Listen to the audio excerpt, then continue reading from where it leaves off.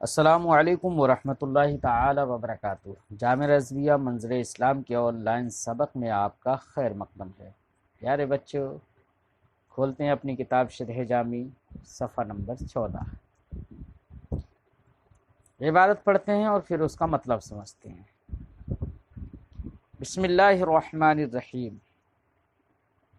ومحصولہ ما ذکرہ بعض المحققین حيث قال كما أن في الخارج موجودا قائما بذاته وموجودا قائما بغيره كذلك في الذهن معقول هو مدرك قصدا ملحوظا في ذاته يصلح أن يحكم عليه وبه ومعقول هو مدرك طبعا وآلة لملاحظة غيره فلا يصلح الشيء منهما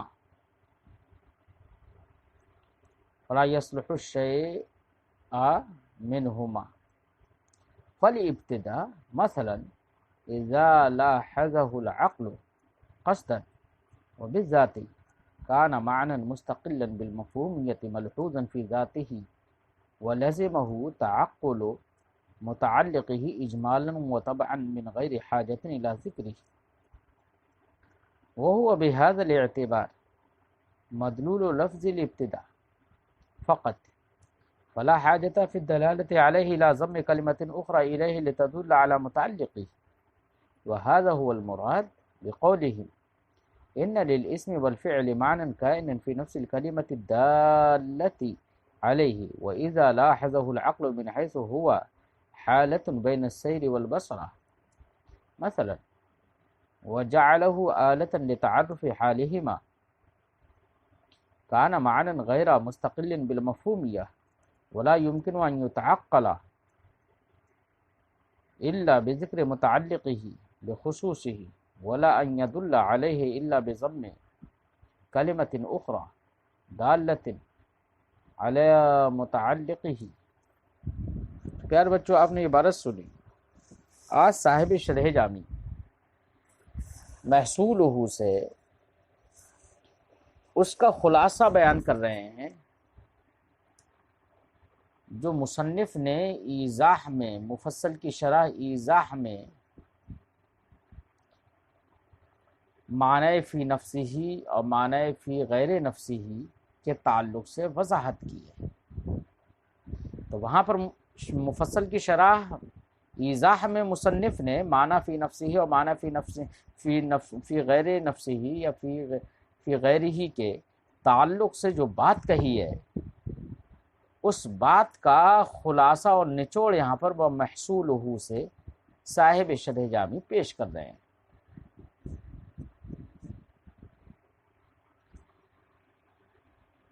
کیا نچوڑ کیا ہے؟ محصولہ کا خلاصہ کیا ہے بھائی؟ تو محصولہ کا خلاصہ میرے لفظوں میں یہ سمجھیے، مصنف علیہ رحمت و رضوان نے جو ذکر کیا ہے ایضاح میں، اس کا نچوڑ اور اس کا محصول صاحب شرح جامی جو یہاں پیش کر رہے ہیں، اس محصول کا نچوڑ یہ ہے کہ جس طریقے سے آپ نفس الامر میں اپنی نگاہوں کے سامنے اپنے ارد گرد کی دنیا میں غور کر لیجئے تو دو طرح کی چیزیں ملیں گی آپ کو۔ کچھ چیزیں تو ایسی ہوتی ہیں جو قائم بذات ہی ہوتی ہیں، یعنی وہ اپنے آپ سے قائم ہوتی ہیں، ان کا تعقل، ان کا سمجھنا کسی دوسری چیز کے سمجھنے پر موقوف نہیں ہوتا ہے، جو اپنے وجود میں کسی دوسرے کے وجود کی محتاج نہیں ہوتی ہیں، جیسے کہ جوہر، کتاب ہے، موبائل ہے، پنکھا ہے، یہ ہم ہیں، آپ ہیں، کوئی بھی جسم ہو یار، ہر جسم، یہ جوہر جو بھی ہے جو قائم بے نفس ہی ہوتا ہے، وہ سب کے سب ایسے ہوتے ہیں کہ ان کا سمجھنا دوسرے کے سمجھنے پر موقوف نہیں ہوتا ہے، ان کا وجود فی نفس ہی ہوتا ہے، ایسا نہیں ہے کہ ان کا وجود دوسرے کے وجود پر موقوف ہو۔ تو نفس الامر میں ایک جوہر ہو گیا جو قائم بذات ہی ہوتا ہے، قائم بنفس ہی ہوتا ہے۔ ایسی نفس الامر میں ایک عرض بھی ہوتی ہے، عرض جو قائم بغیر ہی ہو، یعنی جس کا اپنا وجود خود نہ ہو، اس کا اپنا وجود تب ہوتا ہے جبکہ وہ غیر کے ساتھ پائی جاتی ہے۔ جیسے کپڑے کے اندر جو سفیدی ہے، تو سفیدی ایک عرض ہے، کسی بھی چیز کے، گرم چیز کے اندر جو حرارت ہے، وہ حرارت ایک عرض ہے، ٹھنڈی چیز کے اندر برودت ایک عرض ہے۔ پیارے بچوں، کپڑے کے اندر سفیدی، سیاہی یا کسی بھی رنگ کا ہو، تو سفیدی اور سیاہی اور رنگ جو ہے، کیا آپ جانتے ہیں کہ اس کا اپنا وجود خود کا نہیں ہوتا ہے؟ یعنی جب یہ اپنے محل کے ساتھ قائم ہوتا ہے تب اس کا وجود مانا جاتا ہے، ورنہ اس کا اپنا وجود فی نفس ہی کچھ نہیں ہوتا ہے۔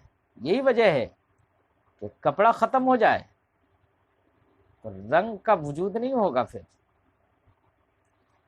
پانی ختم ہو جائے تو اب اس کی برودت کا وجود نہیں رہے گا وہاں پر۔ بات سمجھ میں آئی بچوں؟ عرض کا اپنا وجود نہیں ہوتا ہے، بلکہ عرض جس محل کے ساتھ قائم ہوتی ہے، اس محل میں اس کا موجود ہونا ہی اس کا وجود ہے۔ اس کا مطلب یہ ہوا، جوہر کا اپنا ایک وجود ہوتا ہے، اس کے وجود کو جاننے کے لیے کسی دوسرے کو جاننے کی ضرورت نہیں ہے۔ اس کے برخلاف عقل کا، وہ عرض کا اپنا کوئی وجود نہیں ہوتا ہے، بلکہ اس کا وجود محل کے ساتھ قائم ہونا ہی اس کا وجود ہے۔ اگر قیام بالمحل ختم ہو جائے تو اس کا وجود ختم ہو گیا۔ اس کا مطلب یہ ہوا کہ عرض کا اپنا وجود نہیں ہے، اس کا وجود جاننا، اس کے اپنے وجود کے لیے ضرورت ہے کس کی؟ محل کے وجود کی۔ تو اس کا اپنا وجود، اس کا وجود جاننے کے لیے ضرورت کس کی پڑے گی؟ محل کے وجود کو جاننے کی۔ تو یہ ہوا قائم بغیر ہی کا مطلب۔ تو پیارے بچوں، جس طریقے سے نفس الامر میں دو طرح کی چیزیں ہوتی ہیں، دو طرح کے موجود ہوتے ہیں، ایک موجود قائم بذاتی ہی اور ایک موجود قائم بغیر ہی، جس کی تفصیل آپ نے سنی۔ بالکل اسی طریقے سے موجود فی الخارج کی طرح موجود فی الذہن، موجود فی الذہن کیا ہوگا بچوں؟ معقول ہی تو ہوگا، جس کو عقل سمجھتی ہے وہی معقول ہی موجود فی الذہن کہلائے گا۔ تو جس طریقے سے موجود فی الخارج دو طرح کا ہوا، ایسے ہی موجود فی الذہن یعنی معقول، عقل میں آنے والی بات، ذہن میں آنے والی بات بھی دو طرح کی ہوتی ہے۔ ذہن میں آنے والے معانی، ظاہر بات ہے ذہن میں تو یہ نفس الامری چیزیں تو نہیں پہنچیں گی نا، کسی شے کا معنی ہی مطلب ہی سمجھے گا ذہن میں پہنچے گا۔ تو ذہن میں جو معقول ہے وہ معقول بھی دو طرح کا ہوتا ہے بچوں۔ ایک معقول وہ ہوتا ہے جس کو قصدن جانا جاتا ہے، جو ملحوظ لذات ہی ہوتا ہے، جس کا سمجھنا جو مستقل بالمفہومیت ہوتا ہے، مقصود بالفہم ہوتا ہے جو۔ اور ایک معقول فی الذہن وہ ہوتا ہے جو مقصود فی الفہم نہیں ہوتا ہے، بلکہ وہ تو دوسرے کو سمجھنے کے لیے محض آلہ ہوتا ہے، ذریعہ ہوتا ہے۔ مقصود بالذات ہونا اور مقصود للغیر ہونا، دونوں کو آپ مثال سے سمجھیے بچوں. نفس ہم بازار شیشہ اور آئینہ خریدنے جاتے ہیں اور اپنے گھر پر لگے ہوئے شیشے کو بھی دیکھتے ہیں. تو ہمارے گھر پر جو شیشہ لگا ہوا ہے، اس شیشے میں صبح میں اٹھ کر منہ ہاتھ دھو کر اس میں اپنا چہرہ دیکھتے ہیں. تو پیارے بچوں، یہاں پر شیشے کی طرف تو نظر تو ہر حالت میں پڑے گی. بازار میں خریدنے جا رہے ہیں تب بھی آپ شیشہ دیکھ رہے ہیں، اور اپنے گھر پر جو خریدا ہوا شیشہ پہلے سے لگا ہوا ہے اس شیشے کو بھی دیکھ رہے ہیں. لیکن دونوں صورتوں میں شیشے کا دیکھنا تو پایا گیا، لیکن دونوں صورتوں میں شیشے کا دیکھنا الگ الگ ہے. جب آپ گھر پر شیشہ دیکھ رہے ہیں تو یہاں پر شیشہ دیکھنا مقصود نہیں ہے، یہاں پر مقصود ہے اپنی صورت دیکھنا شیشے میں. لیکن شیشہ تو یہاں پر بھی ابھی نظر آ رہا ہے، شیشے پر نظر تو یہاں پر بھی پڑی، تو یہ آئینہ یہاں پر بھی نظر آیا، لیکن یہاں پر نظر آئینے پر مقصود نہیں ہے. یہاں پر آئینے کا دیکھنا مقصود نہیں ہے، یہاں پر اپنی صورت کا دیکھنا مقصود ہے. اس کے برخلاف اگر آپ بازار میں جائیں گے تو بازار میں آئینہ دیکھتے ہیں خریدنے کے لیے، تو ادھر ادھر دیکھتے ہیں، آئینہ دیکھتے ہیں کہ اس میں صورت نظر آ رہی ہے یا نہیں آ رہی ہے، کیسی نظر آ رہی ہے، کہیں ٹیڑھی تو نظر نہیں آ رہی ہے. تو وہاں پر بھی آئینہ دیکھتے ہیں اور وہاں صورت نظر آتی ہے. بھائی جب آپ اپنے چہرے میں ایسے کر کے دیکھتے ہیں تو وہاں پر صورت بھی نظر آتی ہے، لیکن وہاں پر آئینہ کا دیکھنا مقصود بالذات ہے، اور صورت جو نظر آ رہی ہے وہ اس آئینے کے دیکھنے کے تابع ہے. سمجھ میں آئی بچوں؟ تو کوئی شے مقصود بذات ہی ہوتی ہے اور کوئی شے دوسری شے کے جاننے کے لیے اعلیٰ اور تابع ہوتی ہے اس کے. بالکل معقول فی الذہن جو ہے وہ دو طرح کا ہے. ایک مقصود بذات ہو، معقول فی الذہن جو آئے، ذہن میں جو بات آ رہی ہے، جو معنی حاصل ہو رہا ہے وہ مقصود بالذات ہو، قصدن ملحوظ ہو. قصدن ملحوظ ہونے کا مطلب کہ اس یعنی وہ معنی ایسا ہے کہ اس کو سمجھنے کے لیے کسی اور کی ضرورت نہ ہو، اس کا سمجھنا دوسرے کے تابع نہ ہو.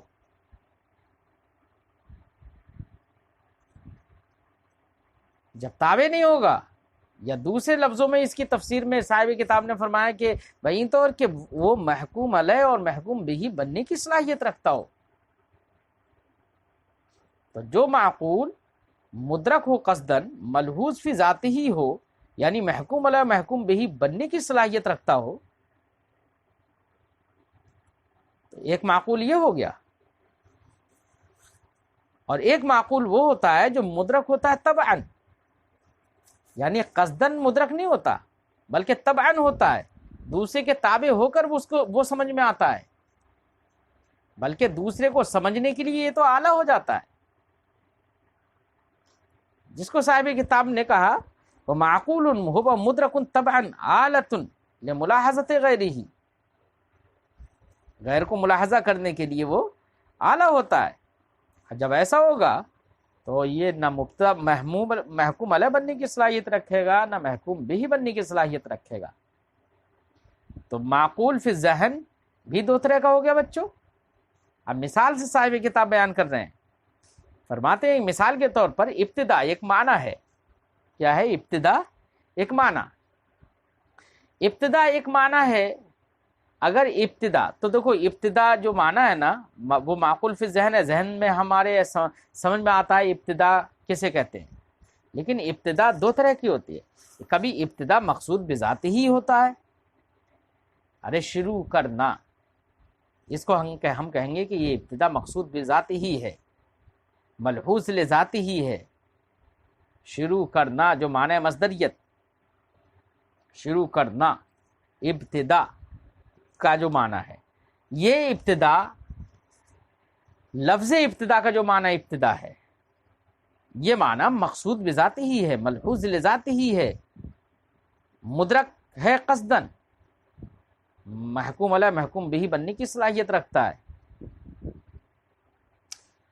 اس لفظ ابتدا کا معنی جو ابتدا ہے، اس کو سمجھنے کے لیے اس کے متعلق کو سمجھنے کی ضرورت نہیں ہے، اس کے متعلق کو ذکر کرنے کی ضرورت نہیں ہے۔ یہ بات تو صحیح ہے، اجمالاً متعلق کا تعقل تو ضرور ہو جائے گا۔ کیوں؟ اس لیے کہ ابتدا کا معنی ہوتا ہے شروع کرنا۔ لفظ ابتدا کا معنی جو ابتدا ہے، اس کا مطلب اردو میں کیا ہے؟ شروع کرنا۔ اور شروع کرنا کسی نہ کسی مکان میں ہوگا، کسی نہ کسی زمان میں ہوگا۔ تو زمان اور مکان کا تعقل تو اجمالاً ہوگا، لیکن ان زمان اور مکان کا ذکر کرنا ضروری نہیں ہے اس کو سمجھنے کے لیے۔ بات سمجھائی بچوں؟ یہی مطلب ہے معنی مستقل بالمفہومیت کا۔ لہذا ابتدا کا، لفظ ابتدا کا جو معنی ابتدا ہے، وہ معنی مستقل بالمفہومیت ہے کہ اس کے تعقل کے لیے اس کے متعلق کا تعقل ضروری نہیں ہے، اس کے متعلقات کا ذکر ضروری نہیں ہے، بس متعلقات کا تعقل تو اجمالاً ہو جاتا ہے۔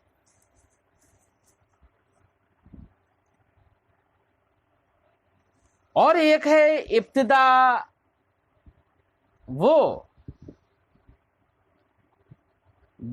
جو بصرہ اور کوفہ کے، بصرہ اور سیر کے درمیان ایک حالت ہوتی ہے نا، جیسے سرت من البصرۃ الی الکوفہ، تو یہاں پر بصرہ اور سیر کے، سیر کی ابتدا کہاں سے ہوئی؟ بصرہ سے۔ تو سیر اور بصرہ کے درمیان جو ایک حالت سمجھ میں آ رہی ہے، جو لفظ من کا مدلول ہے، وہ بھی ابتدا ہے، لیکن وہ ابتدا تب تک سمجھ میں نہیں آئے گی جبکہ یہاں پر بصرہ اور سیر کا ذکر نہ کر دیں۔ آپ من کہتے رہیے تو ابتدا کا، من کا معنی ابتدا جو ہے وہ سمجھ میں نہیں آئے گا جب تک کہ آپ بصرہ اور سیر کو ذکر نہ کر دیں۔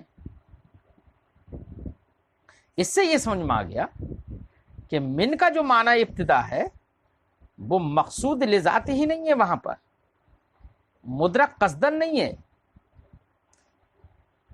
محکوم علیہ محکوم بہی بننے کی صلاحیت نہیں رکھتا ہے، بلکہ اس کا تعقل بذات خود نہیں ہو رہا ہے، بلکہ سیر اور بصرہ کے تعقل کے لیے، تاکہ یہ معلوم ہو جائے کہ سیر کی ابتدا کہاں سے ہوئی، اس کو جاننے کے لیے من کا استعمال کیا گیا، ابتدا کا استعمال کیا گیا۔ اس کا مطلب یہ ہوا کہ یہاں پر اس دوسرے معنی کو جاننے کے لیے من کا جو معنی ابتدا ہے اس کو تو اعلیٰ بنایا گیا ہے۔ بات سمجھ آئی بچوں؟ دوسرے لفظوں میں ہم اور یہ کہیں کہ کسی بھی کلمے کے معنی فی نفسہا پر دلالت کرنے کا مطلب یہ ہوتا ہے کہ وہ معنی اس سے، جیسے اسم ہے اور فعل ہے وہ معنی فی نفسہا پر دلالت کرتے ہیں، تو وہاں پر معنی جو ہوتا ہے وہ کلمہ کے لیے مظروف ہو جاتا ہے، کلمہ اس معنی کے لیے ظرف ہو جاتے ہیں، اس طور سے کہ جہاں جیسے لفظ منتقل ہو گیا ہوگا کہیں پر تو اس کے ساتھ میں معنی بھی منتقل ہوگا، یعنی لفظ کے ساتھ ساتھ معنی سمجھ میں آئے گا۔ اس کے برخلاف معنی غیر مستقل فی بالمفہومیت کا مطلب جیسے حرف معنی فی غیر ہی، یعنی ایسے معنی پر دلالت کرتا ہے جو اس کے غیر میں، غیر میں ہونے کا مطلب یہ ہے کہ یہ کلمہ ایسے معنی پر دلالت کرنے سے خالی ہے، تو کلمے کے اندر وہ معنی ہے ہی نہیں کہ لفظ اگر کلمہ کو اگر منتقل کیا گیا تو معنی بھی منتقل ہو جائے، معنی بھی سمجھ میں آئے۔ بچوں بات سمجھ میں آ گئی؟ تو ہماری اس پوری گفتگو سے یہ سمجھ میں آیا کہ معقول ایک قصدن مدرک ہوتا ہے، ملحوظ لذات ہی ہوتا ہے. قصدن ملحوظ اور ملحوظ، قصدن مدرک اور ملحوظ لذات ہی ہونے کا مطلب یہ ہے کہ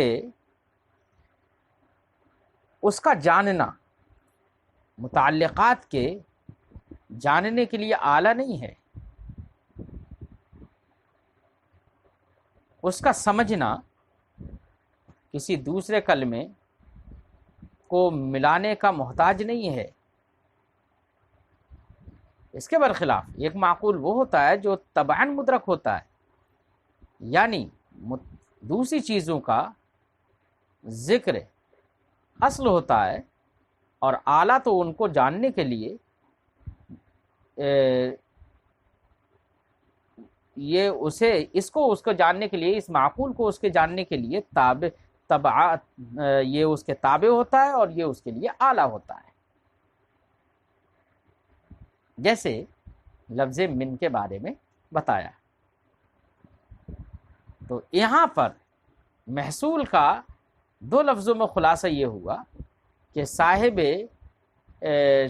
علامہ صاحب کافیہ نے مفصل کی شرح ایضاح میں اس بات کو بتایا کہ جیسے کہ موجود خارجی دو طرح کے ہوتے ہیں، ایسے ہی معقول فی ذہن بھی دو طرح کے ہوتے ہیں. کچھ وہ ہوتے ہیں جو کہ مقصود ہوتے ہیں، مدرک ہوتے ہیں قصدن، ملحوظ فی ذاتی ہی ہوتے ہیں، اور وہ غیر کو ملاحظہ کرنے کے لیے اعلیٰ نہیں ہوتے ہیں. اور کچھ وہ ہوتے ہیں معقول جو مدرک ہوتے ہیں طبعاً اور غیر کو ملاحظہ کرنے کے لیے اعلیٰ ہوتے ہیں. تو دو طرح کے معقول ہو گئے. جو معقول مدرک ہو قصدن، ملحوظ فی ذاتی ہی ہو، یہی معنی ہے مستقل بالمفہومیت کا. یہاں پر متعلقات کا ذکر اجمالاً تو ہو سکتا ہے، متعلقات کا تعقل اجمالاً ہوگا، لیکن کوئی ذکر ضروری نہیں ہے ان کا. اور اگر معقول مدرک ہو طبعاً، غیر کو ملاحظہ کرنے کے لیے اعلیٰ ہو، تو ایسی صورت میں یہ ایسا معنی ہوگا جو نفس کلمہ میں نہیں ہوگا، بلکہ اس معنی کو عقل ملاحظہ کرنے کے لیے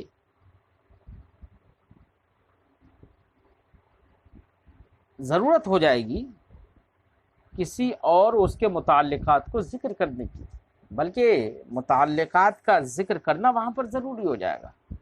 یہی مطلب ہے کہ جو اپنے معنی پر دلالت نہ کرے فی نفسہا، بلکہ دوسرے کلمے کو ملائے بغیر وہ معنی نہ بتائے جو حرف کی تعریف کی گئی تھی. بات سمجھ میں آئی بچوں؟ چلیے ترجمہ لگاتے ہیں. وَمَحْصُولُهُ، اور اس کا نچوڑ، اس کا محصول، جس کو مفصل کی شرح ایضاح میں مصنف نے جو بات کہی ہے، اس کا محصول خلاصہ یہ ہے ما ذکرہ بعض المحققین، جس کا ذکر بعض محققین نے کیا، حیث قال کہ اس طور سے کہا، کما ان فی الخارج موجودا قائما بذاتی، جیسے کہ نفس الامر میں، خارج میں موجود ایسا بھی موجود ہوتا ہے جو قائم بذاتی ہی ہو، جس کو جوہر کہتے ہیں یا جسم کہتے ہیں یا کچھ بھی کہتے ہیں. وہ موجودا قائما بغیرہ، اور ایک ایسا خارج میں موجود ہوتا ہے جو قائم بغیر ہی ہوتا ہے، جیسے کہ ارض ہے. بالکل اسی کذالک، بالکل اسی طرح سے فی الذہن معقول، ذہن میں ایک معقول ہوتا ہے جو مدرک ہوتا ہے قصدن، ملحوظ فی ذاتی ہی ہوتا ہے، یصلح ان یحکم علیہ و بہ، کہ اس بات کی صلاحیت رکھتا ہے کہ وہ محکوم علیہ ہو جائے اور محکوم بھی بن جائے. وہ معقول، ایسے ہی ذہن میں ایک ایسا بھی معقول ہوتا ہے جو مدرک ہوتا ہے طبعاً اور غیر کو ملاحظہ کرنے کے لیے وہ اعلیٰ ہوتا ہے. تو فلا یصلح الشیء منہما، تو محکوم علیہ اور محکوم بھی دونوں میں سے کچھ بھی بننے کی وہ صلاحیت نہیں رکھتا. تو اب مثال سے اس بات کو سمجھا رہے ہیں. فالابتداء، تو مثال کے طور پر ابتدا، اذا لاحظہ العقل قصدا، جب ابتدا جو ایک معنی ہے، جب اس کو ملحوظ عقل ملاحظہ کرے قصدن اور بالذات، تو یہ ابتدا جو معنی ہے، جو لفظ ابتدا کا معنی کانا معنی مستقلا بالمفہومیت، تو یہ ایک ایسا معنی ہوگا ابتدا جو معنی مستقل بالمفہومیت ہوگا، ملحوظ فی ذات ہی ہوگا، مقصود مدرک قصدن مدرک ہوگا، ولزم تعقلہ۔ اب آپ کہیں گے کہ یہ جب مقصود بالمفہومیت ہے تو یہاں پر بھی تو اس کے متعلقات سمجھ میں آتے ہیں، کیونکہ یہ تو معلوم ہے کہ شروع کرنا جو معنی جو ابتدا ہے یہ کسی نہ کسی زمان کسی نہ کسی مکان میں ہوگا، تو فرماتے ہیں کہ اجمالاً متعلقات کا تعقل ہو یہ کوئی مضر نہیں ہے، بلکہ مضر وہ ہے جہاں پر متعلقات کے تعقل کے بغیر اس کا معنی سمجھ میں نہیں آئے۔ یہاں پر متعلقات کا تعقل اجمالاً ہو جائے تو یہ کوئی مضر نہیں۔ فرماتے ہیں وَلَزِمَ تَعَقُّلُ مُتَعَلِّقِهِ اجمالاً وَطَبْعًا، اور اس کے متعلق کا تعقل اجمالاً اور طبعاً لازم ہوتا ہے، من غیر حاجت الی ذکرہ، اس کو ذکر کرنے کی ضرورت نہیں ہوتی ہے، وَهُوَ بِهَذَا الْاعْتِبَارِ مَدْلُولُ لَفْظِ الابتداء، تو یہ ابتدا اس اعتبار سے، یہ معنی ابتدا اس اعتبار سے لفظ ابتدا کا مدلول ہے، صرف لفظ ابتدا کا مدلول ہے، من کا مدلول نہیں ہے اس صورت میں۔ فلا حاجت فی الدلالۃ علیہ الی ضم کلمۃ اخری الیہ، تو اب اس پر دلالت کرنے کے لیے دوسرے کلمے کو ملانے کی ضرورت نہیں ہے کہ وہ لتدل علی متعلقہ، کہ وہ تاکہ وہ اپنے متعلق پر دلالت کرے، اس کی ضرورت نہیں ہے۔ وہذا هو المراد بقولہم، یہی مراد ہے نحویوں کے قول، نحویوں کے اس قول سے، ان للاسم والفعل معنی کائنا فی نفس الکلمۃ الدالۃ علیہ، کہ اسم اور فعل کا ایسا معنی ہے جو معنی نفس کلمہ میں ہوتا ہے، الدالۃ علیہ کہ کلمہ جس معنی پر دلالت کرتا ہے، وَإِذَا لَاحَظَهُ الْعَقْلُ مِنْ حَيْثُ، وَإِذَا لَاحَظَهُ اس کا تعلق ہے ما قبل سے، فالابتدا مثلا اذا لاحظه العقل قصدا، اسی پر عطف ہے وَإِذَا لَاحَظَهُ الْعَقْلُ مِنْ حَيْثُ هُوَ، اور اگر ابتدا کو عقل ملحوظ کرے اس حیثیت سے کہ وہ حالت بین السیر والبصرہ، کہ وہ سیر اور بصرہ کے درمیان کی ایک حالت ہے، جس کو ہم اردو میں من کا معنی سے کرتے ہیں نا، تو سے یہ مثال کے طور پر سیر اور بصرہ کے درمیان ایک حالت ہے، وجعلہ آلتاً لتعرف حالہما، اور عقل اس معنی ابتدا کو جو من کا معنی ہے اس کو سیر اور بصرہ کے حال کو جاننے کے لیے آلہ بنا دے، کانا معنی غیر مستقل بالمفہومیت، تو یہ ابتدا ایک ایسا معنی ہوگا ایسی صورت میں جو معنی غیر مستقل بالمفہومیت ہو، ولا يمكن ان يتعقل الا بذکر متعلقہ بخصوصی، اس معنی غیر مستقل بالمفہومیت کا تعقل ممکن نہیں ہے مگر اس کے مخصوص متعلق کے ذکر سے، جب تک کہ اس کے متعلق کا ذکر نہیں کیا جائے گا بالخصوص اس وقت اس کا تعقل نہیں ہو پائے گا۔ آپ من کہتے رہیے جب تک کہ سیر اور بصرہ جو اس کے متعلقات ہیں ان کا تعقل نہ کیا جائے اس وقت تک اس کا تعقل نہیں ہو سکتا، بلکہ صحیح بات تو یہ ہے من کا تعقل تو محض تابع ہے سیر و بصرہ کے حال کو جاننے کے لیے، اور اس کے جاننے کے لیے محض آلہ ہے، تو اس کا تعقل ممکن نہیں ہے متعلق کے ذکر کے بغیر، ولا ان يدل علیہ الا بضم کلمۃ اخری، اور نہ ہی اس معنی پر لفظ دلالت کرے، یہ بھی ممکن نہیں ہے مگر دوسرے کلمے کو ملانے کے ذریعے سے، دوسرا کلمہ جو دلالت کرتا ہے اس کے متعلق پر، اس کلمے کے ساتھ اگر اس کو ملا دیا جائے، اس کلمے کو اس کے ساتھ جوڑ دیا جائے تو اس صورت میں یہ اپنے معنی پر دلالت کر لے گا۔ تو بات سمجھ میں آئی، معنی مستقل بالمفہومیت، معنی غیر مستقل بالمفہومیت، معنی فی نفسہ کی وضاحت علامہ ابن حاجب نے مفصل کی شرح ایضاح میں جو کی، اس کا خلاصہ سمجھ میں آیا بچوں؟ آج کی گفتگو ہم یہیں پر ختم کرتے ہیں، پھر اگلے ملتے ہیں سبق میں انشاءاللہ تعالی۔ السلام علیکم ورحمۃ اللہ تعالیٰ وبرکاتہ.